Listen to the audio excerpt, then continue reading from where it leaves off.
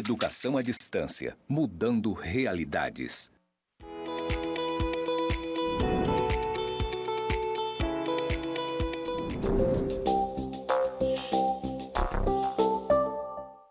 Olá, eu sou a professora Cleonete e nós vamos iniciar a nossa aula 1 da disciplina de Ética nas Relações Comerciais. Eu vou fazer a minha audiodescrição. Eu sou uma mulher parda, de altura mediana, estou usando um macacão preto, um blazer rosa, tenho os cabelos castanhos à altura do ombro, estou usando óculos e estou aqui no estúdio do Campus Porto Velho, Zona Norte. Aqui no nosso estúdio, ao fundo, nós temos uma parede branca com pontos interligados e à minha esquerda nós temos uma frase EAD, mudando realidades. E na aula de hoje, nós vamos falar sobre os fundamentos da ética e da moral. E a partir desses fundamentos, que são os conceitos, as definições, nós vamos refletir um pouco sobre os dilemas éticos nas relações comerciais, nas relações de negócio. Então, vamos começar falando aqui sobre os valores, né? Então, qual o papel dos valores na tomada de decisão ética, entendendo aqui que os valores representam um conjunto de princípios pessoais, segundo os quais você pretende viver a sua vida, né? Então, esses valores, eles vão servir para a gente como referências quando a gente for fazer as nossas decisões. E de onde que vêm os nossos valores? Os nossos valores, eles vêm da nossa relação com a sociedade, com o lugar em que nós nascemos, eles são passados geralmente de geração em geração e são definidos aí ao longo das nossas relações, sejam elas pessoais ou profissionais. E quando você tenta formalizar esses seus princípios em um código de conduta, ou seja, definir como você vai se conduzir na sua vida, nós dizemos que você está, então, adotando um sistema de valores, né?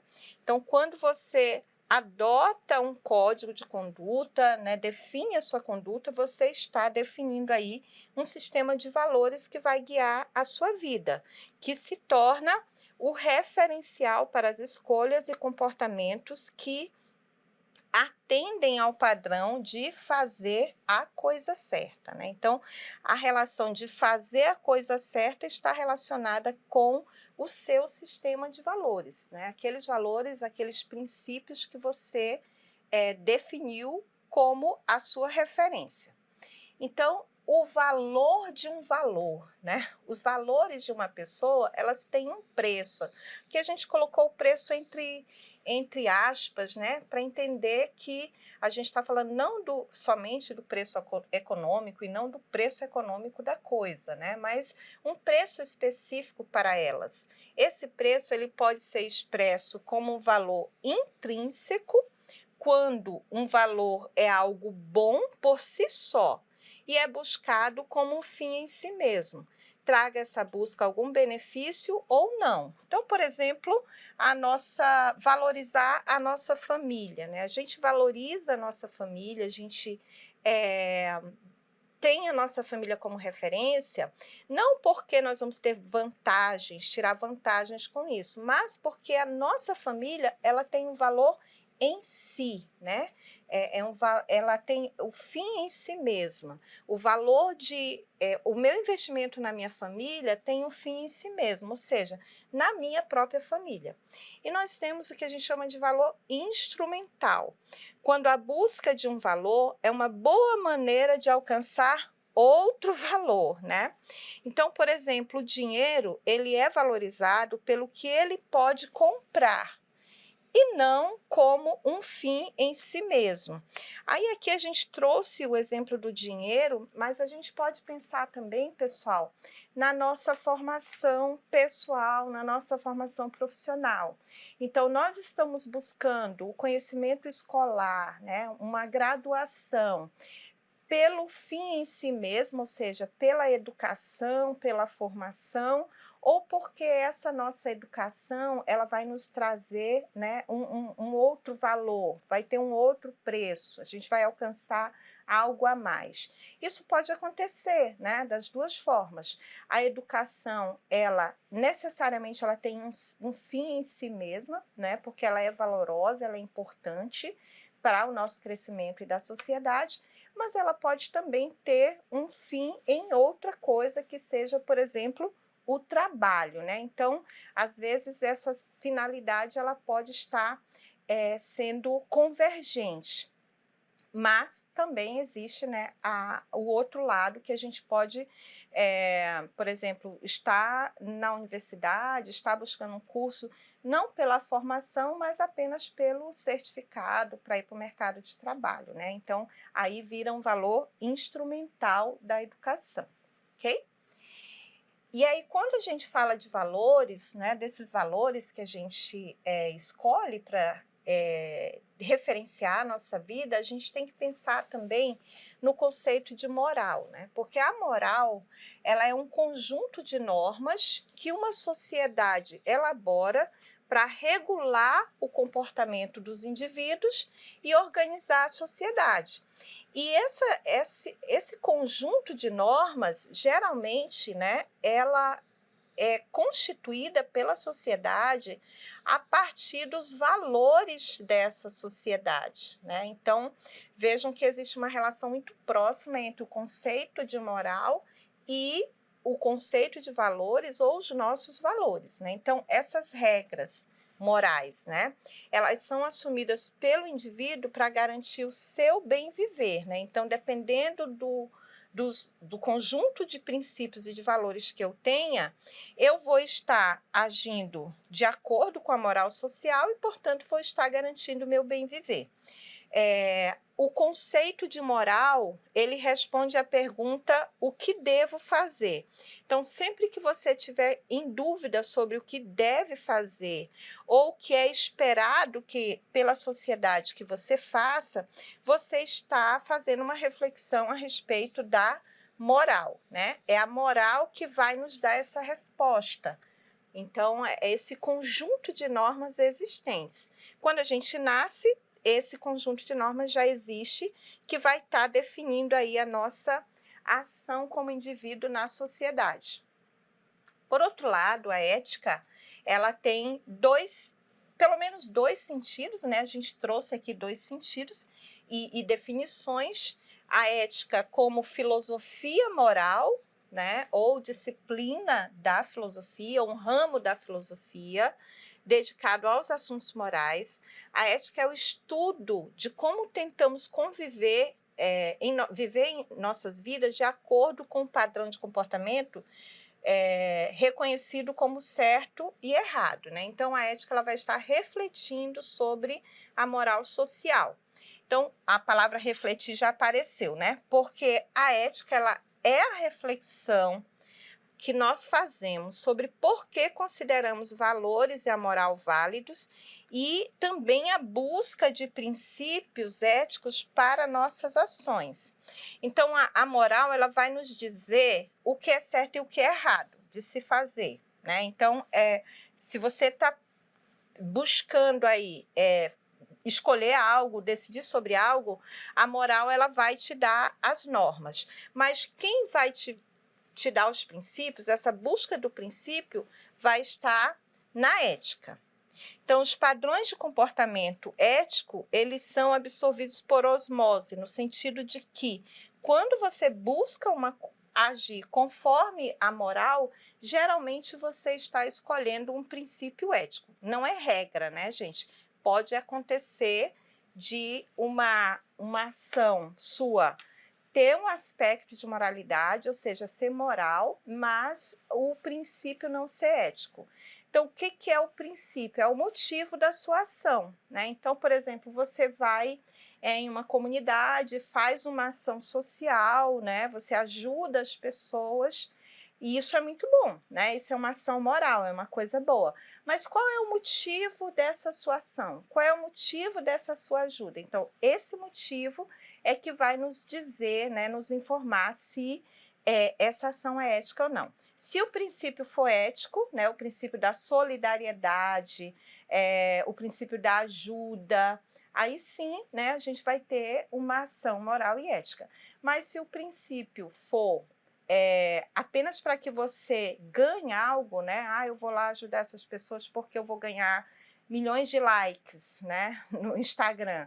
Aí a sua ação foi moral, mas ela foi antiética. Então não a relação ela não é direta sempre, tá?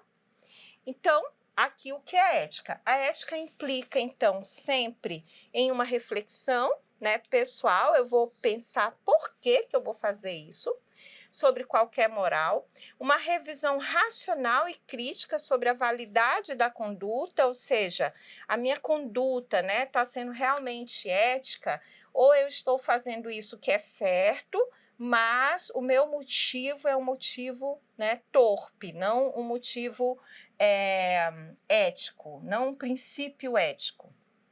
Então, a ética ela vai responder por que eu faço isto e com que finalidade. Tá? Então, a reflexão ética ela sempre vai nos levar a essas duas perguntas. Por que estou fazendo isso e qual a finalidade desta minha ação?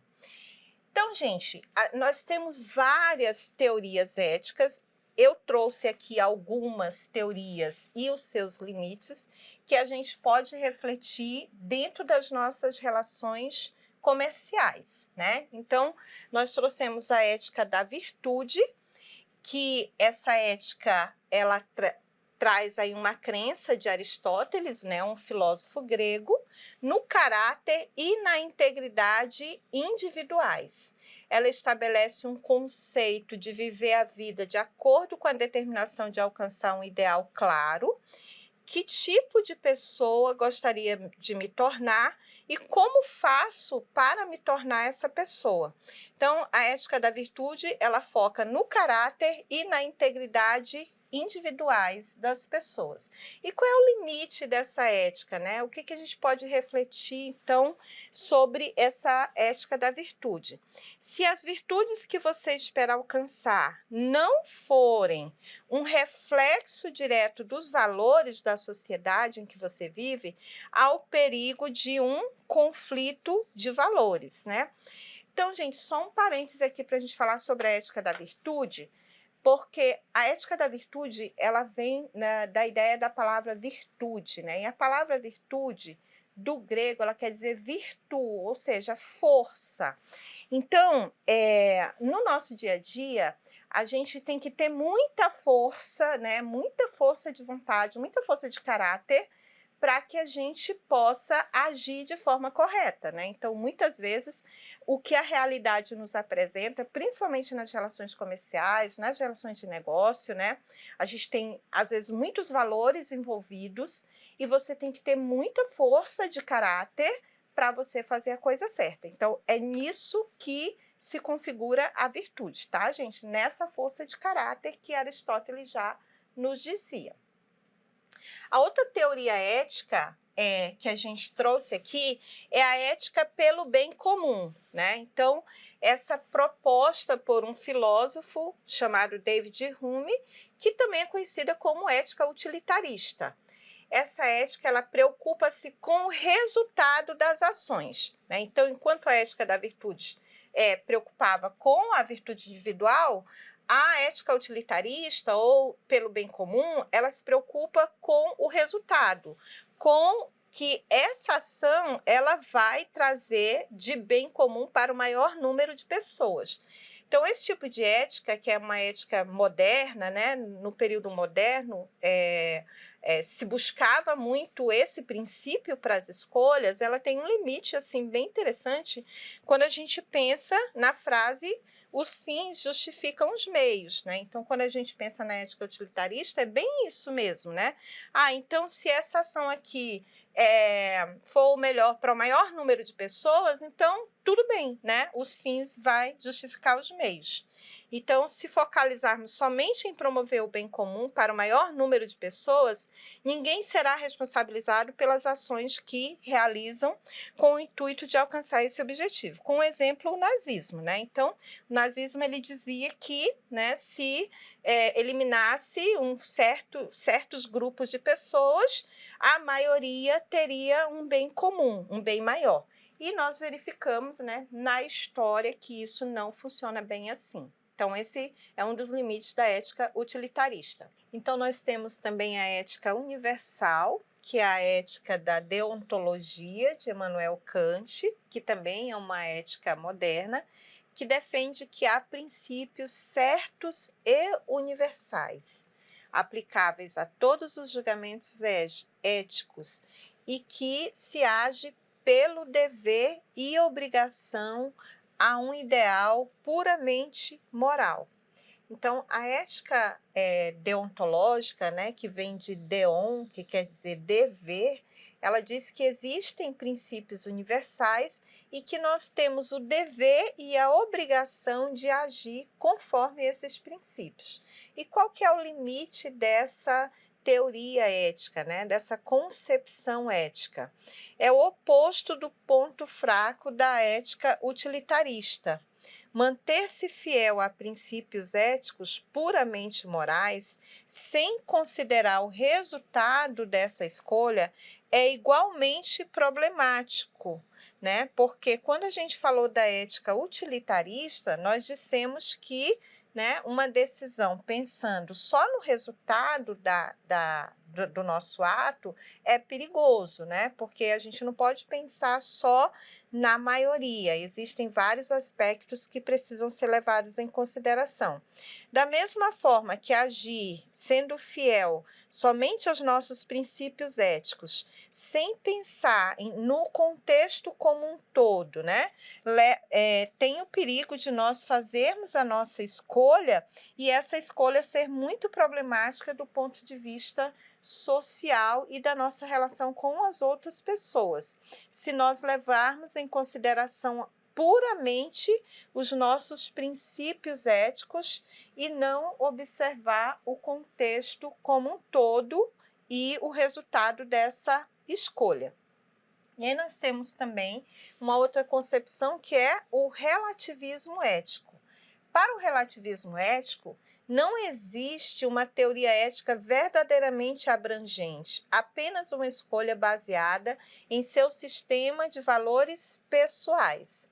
Diante da exigência de escolher um modo de vida, muitas pessoas escolhem o relativismo ético, né? Então, ele vai considerar ali a ação em si, o contexto da ação, quais pessoas estão envolvidas, então tudo vai ser relativo, né, àquela situação. Segundo o qual as tradições da sociedade, opiniões pessoais e as circunstâncias do presente momento definem os princípios éticos. Então, esse relativismo ético, ele tem um risco muito grande, que é o risco da pressão social, né? Então, dependendo da sociedade em que você esteja, às vezes você pode deixar de agir conforme os seus princípios e agir somente conforme a pressão social ou as circunstâncias do momento. E aí, a partir dessas teorias, a gente traz para vocês aqui a questão do dilema ético. Então, o dilema ético é aquele momento em que, diante da necessidade de tomar uma decisão, né, de fazer uma escolha, a gente fica em dúvida, né? O dilema ético é a dúvida de o que fazer. Então, esse dilema ético, quando a gente vai decidir sobre algo, nós estamos deixando, de decidir, né, de fazer uma outra escolha igualmente certa.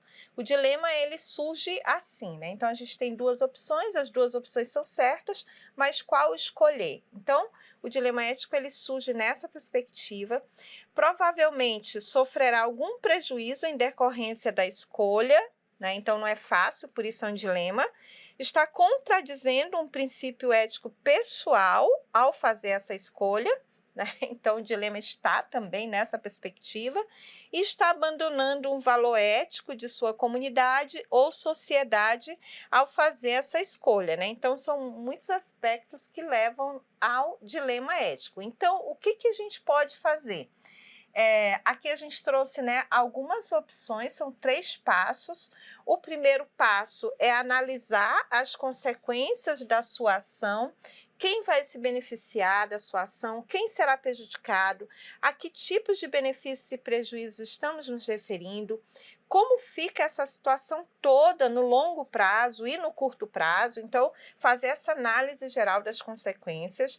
Depois, a análise da própria ação, né? Como essa ação é vista com base nos princípios morais, como a honestidade, a justiça, a igualdade, o respeito à dignidade dos outros e os direitos humanos, né? Então, a gente tem que analisar a ação a partir de todos esses aspectos.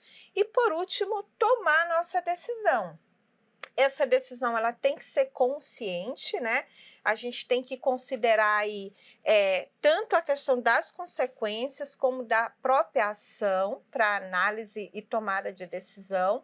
E essa estratégia, pelo menos, ela pode nos fornecer alguns passos fundamentais, né, que a gente pode seguir nas nossas tomadas de decisões. Então, a gente apresentou aí para vocês algumas concepções éticas, né, que trazem a questão do dever conforme os princípios, a questão de se agir buscando o bem maior, né, para o maior número de pessoas, também a questão da ética enquanto relativa às condições, ao momento, à sociedade, aos valores sociais, né? Então, muitas vezes a gente age nas nossas relações comerciais e também nas nossas relações pessoais a partir de uma dessas concepções, né? E também nos vemos diante de dilemas éticos para decidir sobre a melhor ação, né? Sobre a melhor conduta em determinadas situações. Então, a gente apresentou aí essas opções para vocês, né? Espero que vocês tenham bons estudos e busquem aí mais conhecimento a partir do referencial que nós estamos deixando. Ok, pessoal? Até a próxima!